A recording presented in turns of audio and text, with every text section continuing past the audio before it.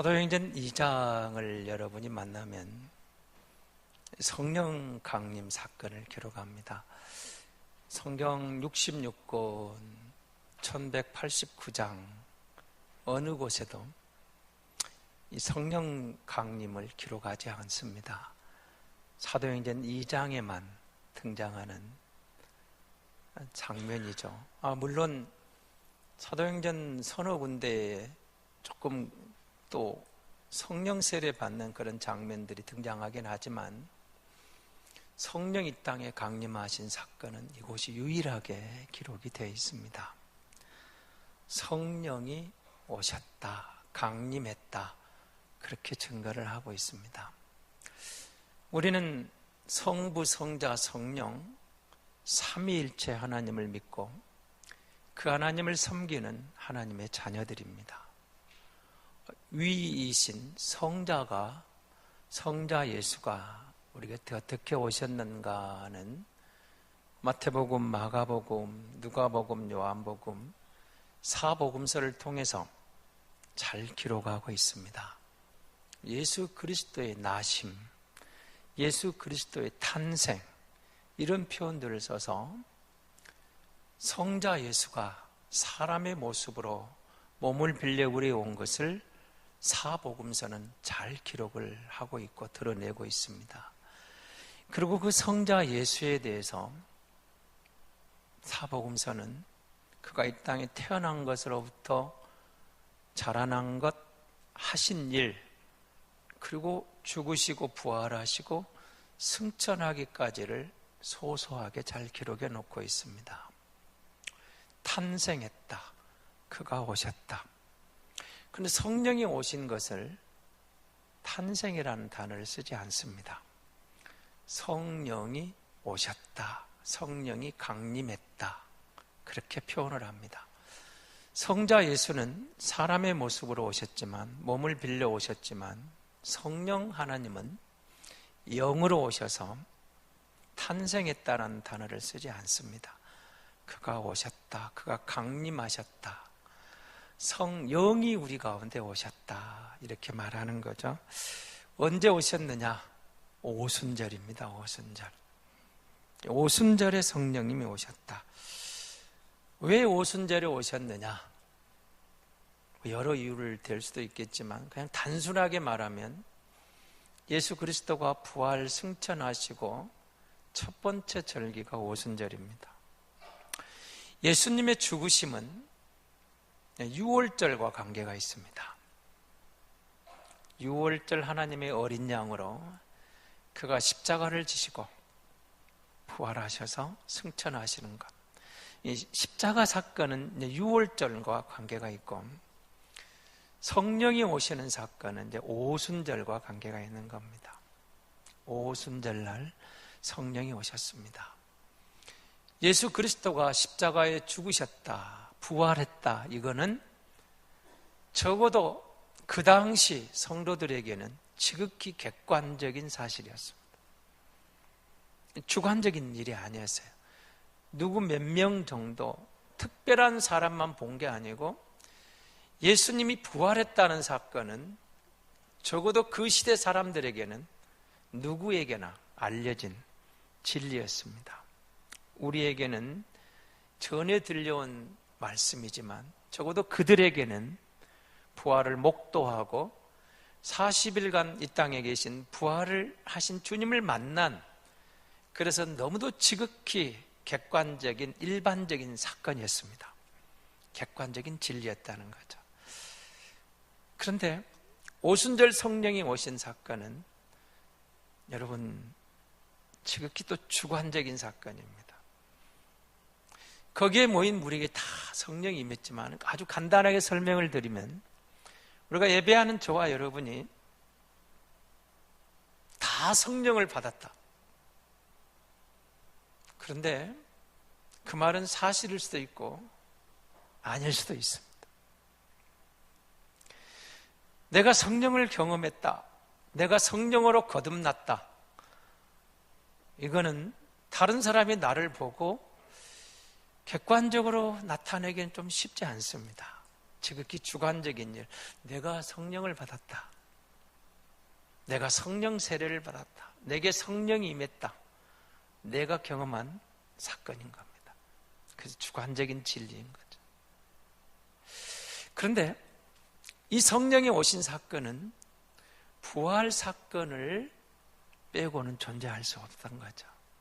부활하신 주님이 증거되셨고 드러나고, 그가 약속하신 성령이 오신 것을 경험한 사람들이 부활과 성령의 오심이 연결되어 있는 겁니다. 예수 그리스도가 부활했다는 사실을 믿기 어려웠어요. 적어도 그가 십자가를 지기 전까지 제자들마저도 그 진리를 이해를 못했습니다. 이해를 못했어요. 알 수 없는 사건. 그런데 그가 십자가를 지시고 부활하심으로 그가 나타나신 거예요. 분명히 죽었던 그가 모든 것을 잃어버리고 끝난 것 같았는데 그가 살아나셔서 부활을 목도하고 제자들이 놀란 거죠. 그리고 초대교회는 이 부활의 증인이 되는 겁니다. 그리고 그가 승천하시고 오순절에 성령이 강림하신 겁니다.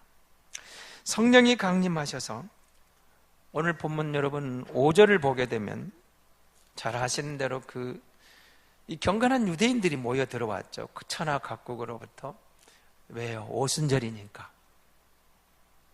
이들은 유월절과 오순절과 초막절은 3대 절기로 해서 반드시 성인 남자는 지켜야 됐거든요. 각국에서 몰려온 예루살렘에 이 오순절을 지키러 온 사람들로 가득 차 있었다는 겁니다. 그리고 이들에게 이제 주님이 성령을 보내셔서 뭔가 하고 싶으신 거 있어요. 우리는 이렇게 물어볼 필요가 있습니다. 왜 성령이 오셨는가? 왜 성령이 오셨는가? 여러분, 예수가 누굽니까? 예수가 그리스도다. 예수가 하나님의 아들이다. 그리스도가 뭐죠? 그리스도. 하나님이 보내신 분. 그리스도가 누구예요? 메시아. 그리스도가 누구죠? 구약에 적어도 하나님을 대리했던 왕, 선지자, 제사장. 우리가 삼직이라고 하는 이들에게 기름 부어서 하나님 대신 그 일을 하도록 세운 사람들이 삼직, 그렇습니다. 왕으로서, 제사장으로서, 선지자로서.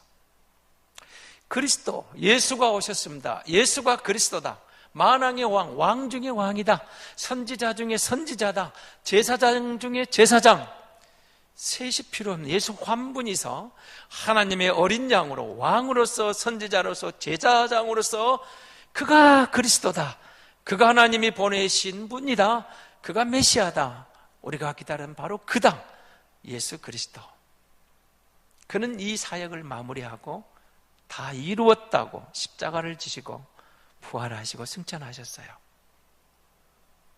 그런데 사람들이 더디 믿어요.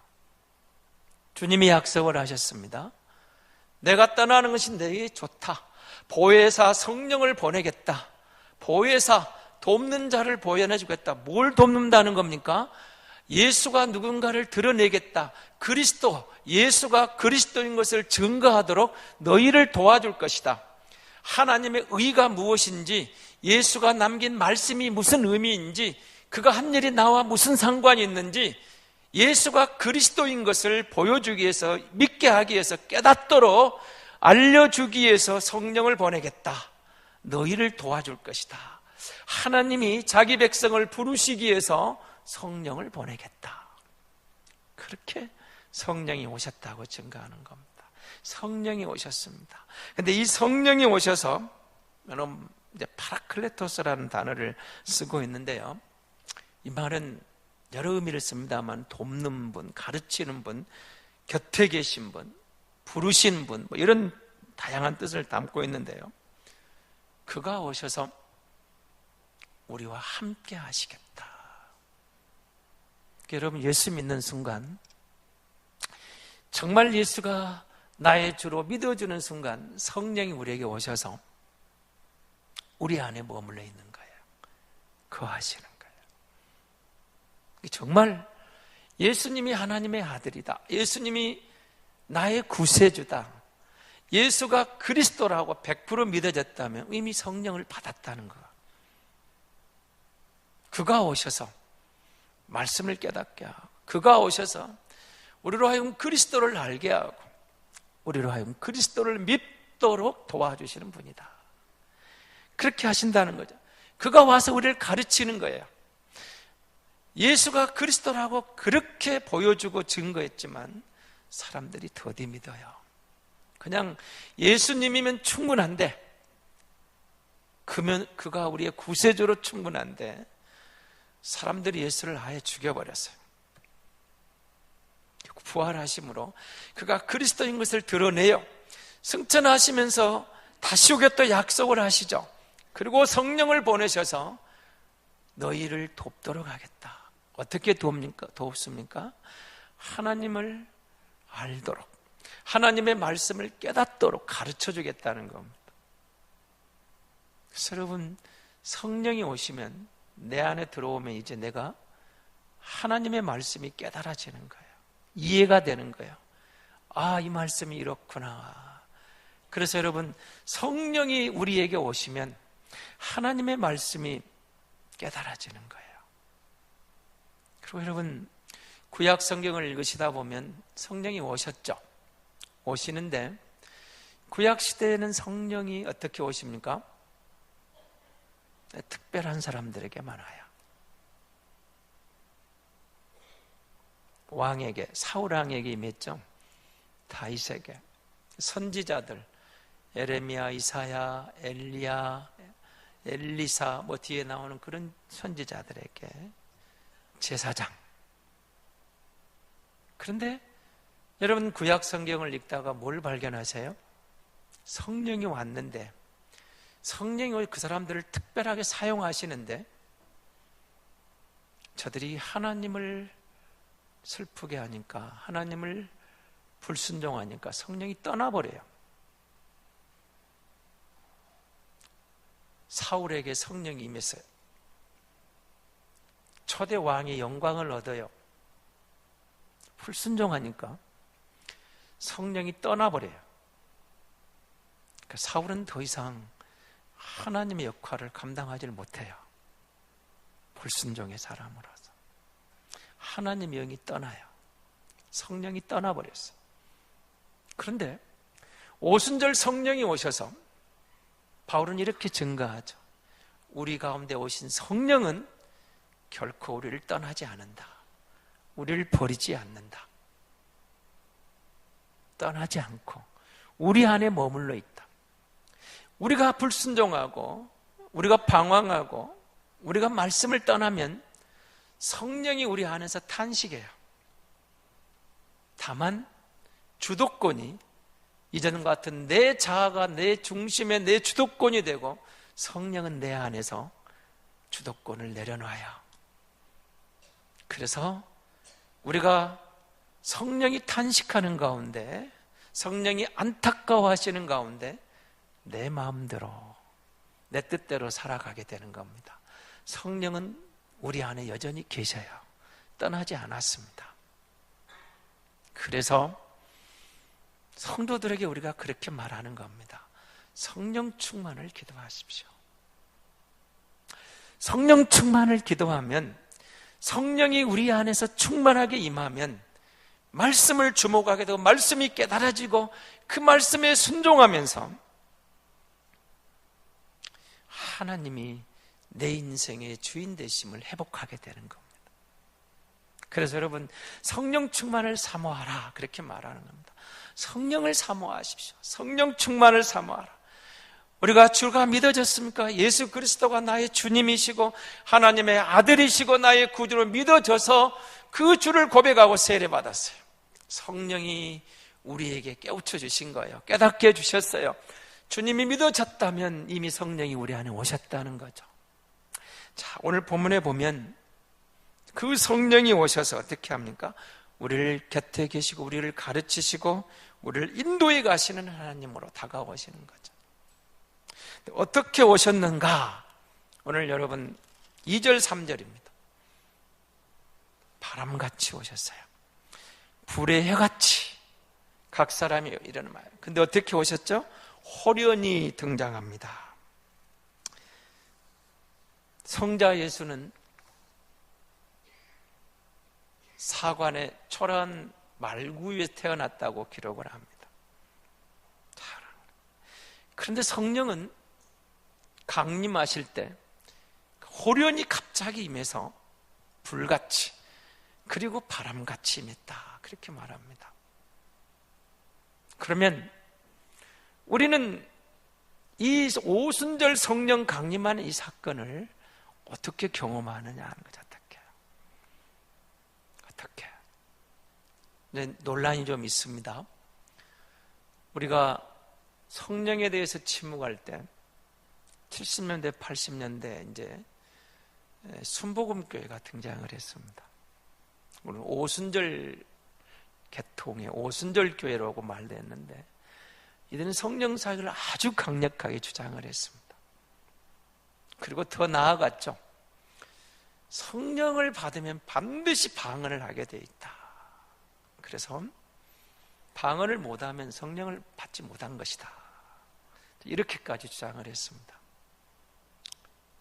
저도 들은 소식입니다만은, 그래서 순복음 신학교는 최종 면접 시간에 반드시 방언 기도를 하라고 시킨다고 들었습니다.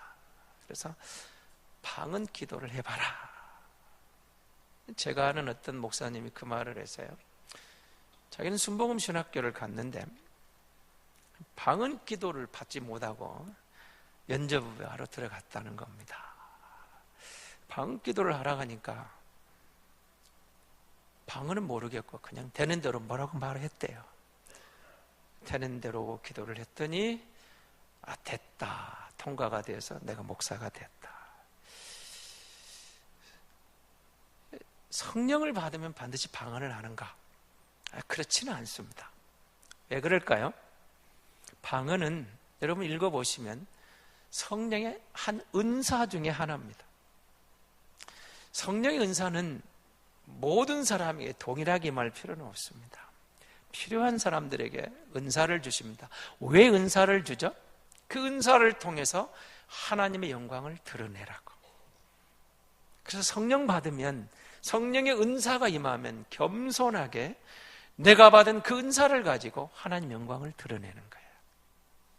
성령의 은사를 받았다고 교만하면 그건 잘못 받은 거. 성령의 은사를 받았다고 못 받은 사람을 정죄한 건 잘못 받은 거.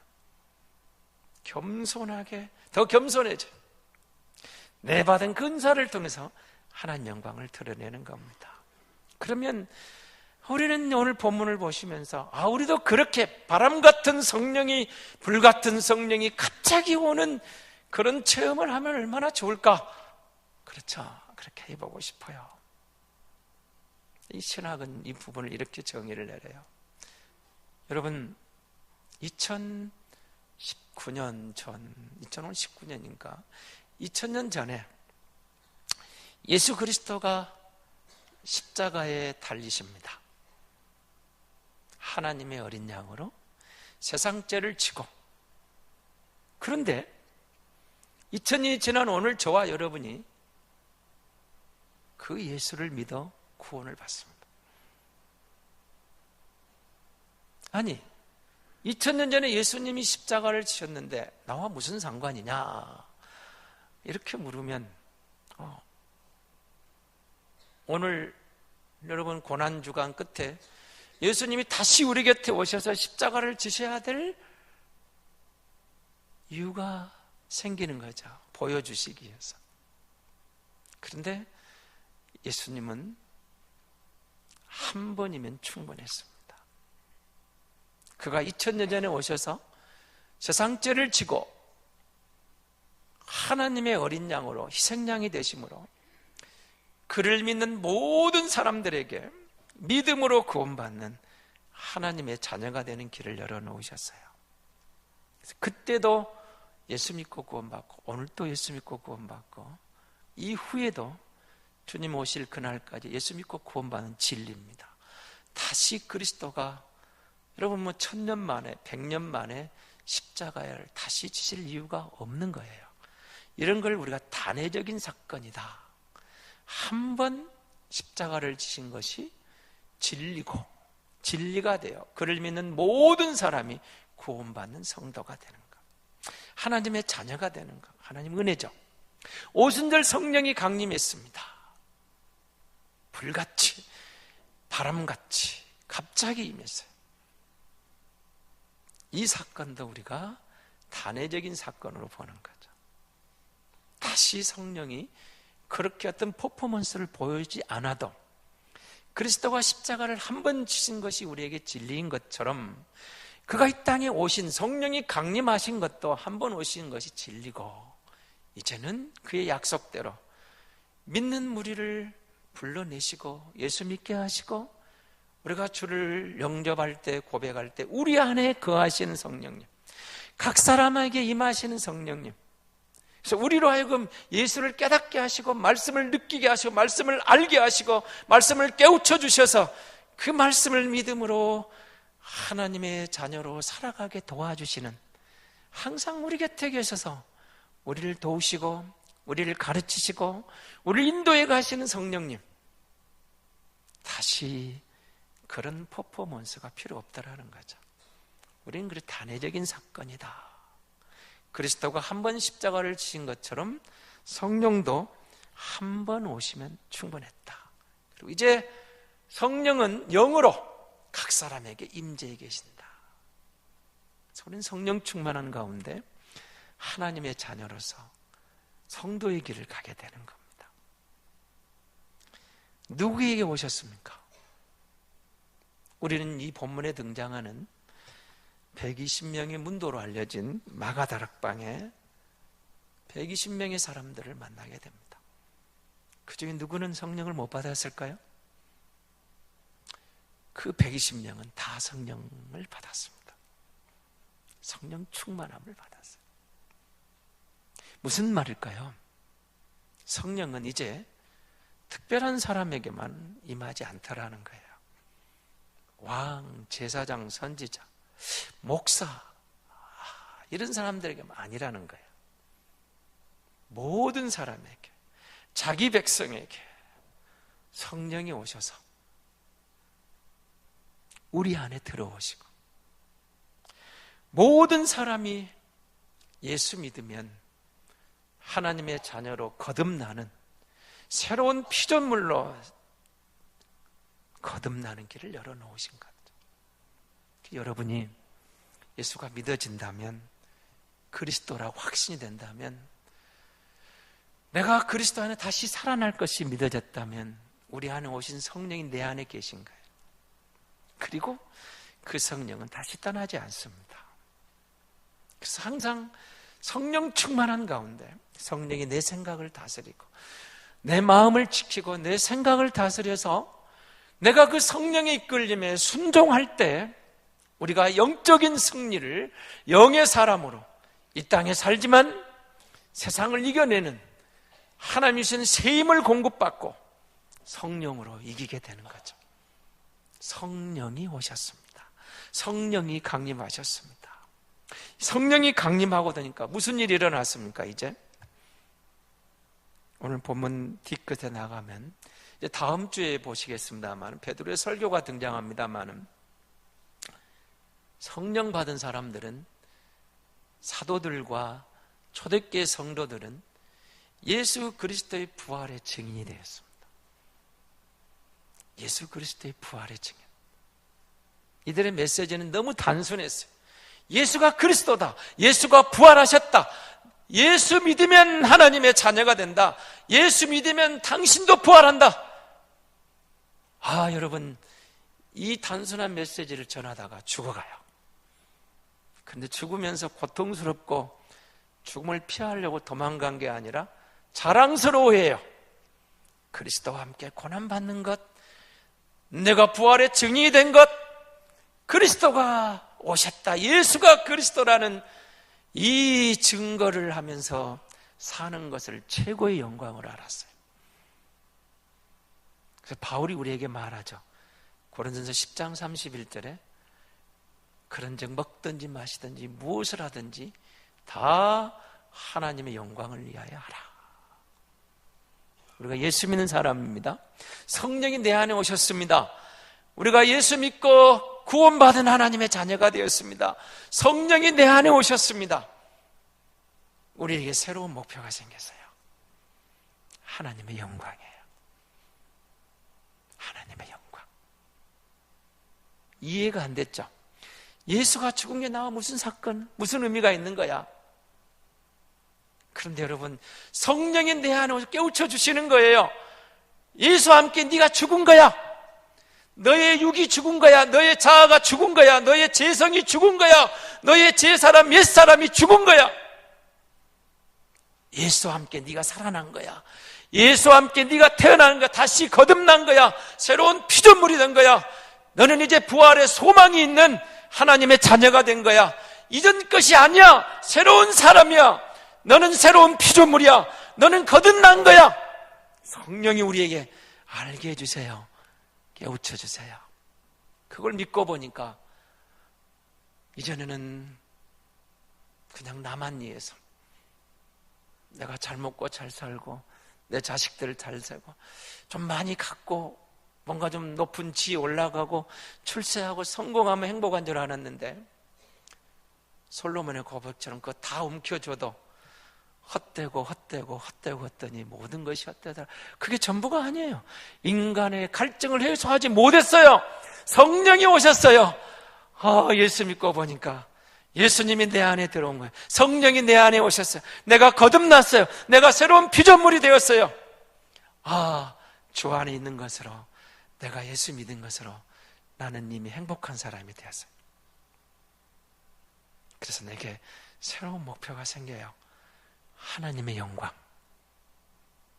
내가 하는 이 일을 통해서, 내가 처해 있는 이 상황을 통해서, 내가 서 있는 이곳에서, 내가 하는 이 일을 통해서, 내가 사는 이 시대에 성령에 이끌려 하나님의 영광을 구하겠습니다.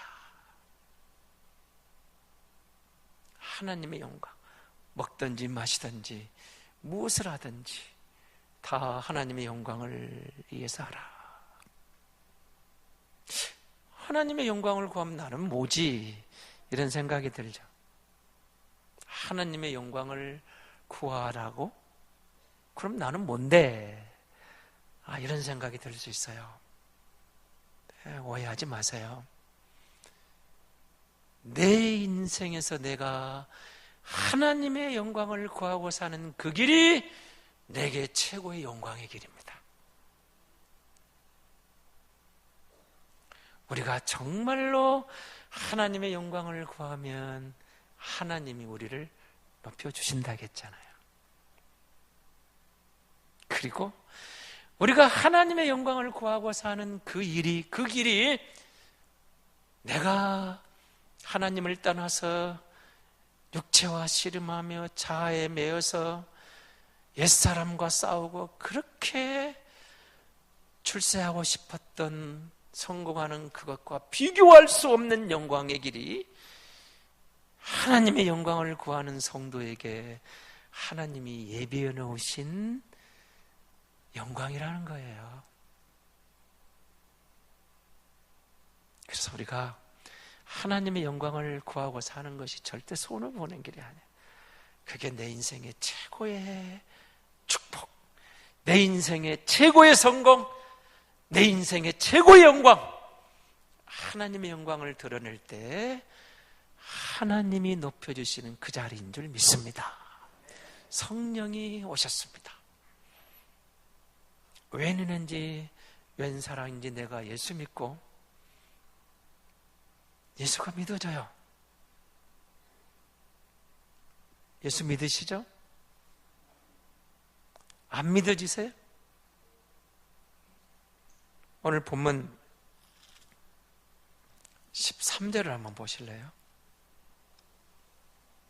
또 어떤 이들은 조롱하여 이르되 그들이 새 술에 취하였다. 방언, 여기 방언은 이제 여러분, 지금 이 장면의 방언은 애국어입니다. 애국어. 여기 등장하는 한 16개, 17개국에 이르는 흩어져 있던 유대인들이 오순절에 몰려왔는데 다 자기 나라 말로 들려요. 근데 이 사람들이 누구예요? 갈릴리 사람이에요. 이 속에는 무슨 뜻이 담겨 있어요? 어떻게 저들이 우리나라 말을 하는 거야? 내가 태어난 그곳 말을 하는 거야. 갈릴리, 죄송합니다마는 저 촌놈들이 그 말입니다. 저들이 언제 외국어를 배운 거야? 저들이 언제 우리나라 말을 배운 거야? 여러분, 이 장면이 방언은 애국어예요. 왜 지금 방언을 주신 거예요? 왜 이 애국어를 주신 거예요? 거기에 모인 모든 사람들에게 자기 언어로 예수가 부활했고 성령이 오신 것을 증거하는 것을 직접 들을 수 있도록 방언을 주신 거예요. 태어난 그 나라 애국어로 자기 나라 말로 듣게 해주신 거예요. 못 알아듣는 소리가 아니었어요. 거기에 모인 모든 사람들, 이들은 신기로운 거예요. 그러니 성령이 오신 것이 이제 믿어지는 거죠. 예수가 부활했대, 성령이 오셨잖아, 보고 놀란 거예요. 그런데 그 자리에 어떤 이들은 조롱합니다. 새술에 취했다. 여러분, 한번 물어봅시다. 술에 취한 사람이 술주정하면서 영어로, 불어로, 스페인어로, 독일어로 말하는 사람 봤습니까? 봤습니까? 잘 보세요. 그 놀라운 현장에 있으면서도 조롱합니다. 믿지를 못합니다. 술에 취했다. 한번 여러분 데려와 보십시오. 술만 먹으면 영어를 줄줄줄 해버리더라. 한번 만나보고 싶습니다. 술에 취하면 독일어가 술술 나오더라. 역사적인 그런 사람 한 사람 본 적 있어요? 없어요. 이들은 믿지를 못하니까 새술에 취했다고 조롱하는 거예요. 그런데 우리가 예수 믿는 사람이 되었어요. 성령이 내 안에 오셔서 예수 믿게 해주신 거예요. 믿어지게 한 거예요. 많은 사람들이 조롱할 때 내가 예수 믿는 자가 되었어요. 내가 부활의 소망을 가졌어요. 예수가 그리스도다. 성령이 오셔서 우리를 믿게 하셨다는 거예요. 사랑하는 성도 여러분, 그 성령님이 나와 함께 하시고 나를 가르치시고 나를 인도하셔서 그 영광에 이르도록 우리를 떠나지 않으실 줄 믿습니다.